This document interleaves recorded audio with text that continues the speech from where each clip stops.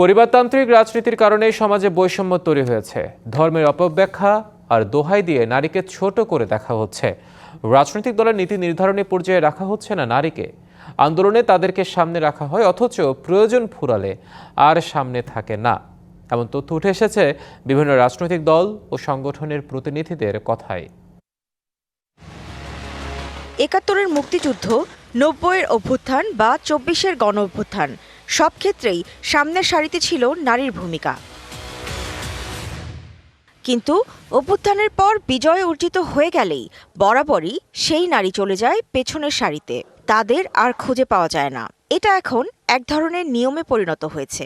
আমরা এই যে সম্মুখ সারি থেকে নারীদেরকে তুলে নেওয়ার যে একটা পাইপলাইন, এই পাইপলাইনটা পরিকল্পিতভাবে এই ৫৪ বছরে আমরা বন্ধ করে দিয়েছি। নারীর ক্ষেত্রে কোন ক্রাইটেরিয়াতে যোগ্যতা সম্পন্ন নারীকে আটকে রাখা যাবে, এটা নিয়ে গবেষণা করে সেই গবেষণাটা কার্যকর করা হয়।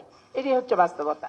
মঙ্গলবার রাজধানীর সিরডাপ মিলনায়তনে সেন্টার ফর গভর্নেন্স স্টাডিজ আয়োজিত নারী নেতৃত্ব, লৈঙ্গিক সমতা এবং রাজনৈতিক অঙ্গীকার শীর্ষক নীতি সংলাপেও এমন বক্তব্য উঠে এসেছে।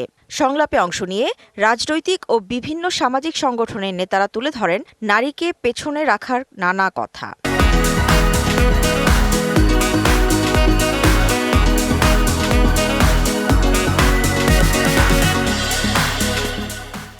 রাজনীতিবিদদের কাছে জিজ্ঞেস করলে, নেতৃত্বের কাছে জিজ্ঞেস করলে ওনারা বলতেন যথেষ্ট ট্রেন্ড না, তারা রাজনীতি বোঝে না।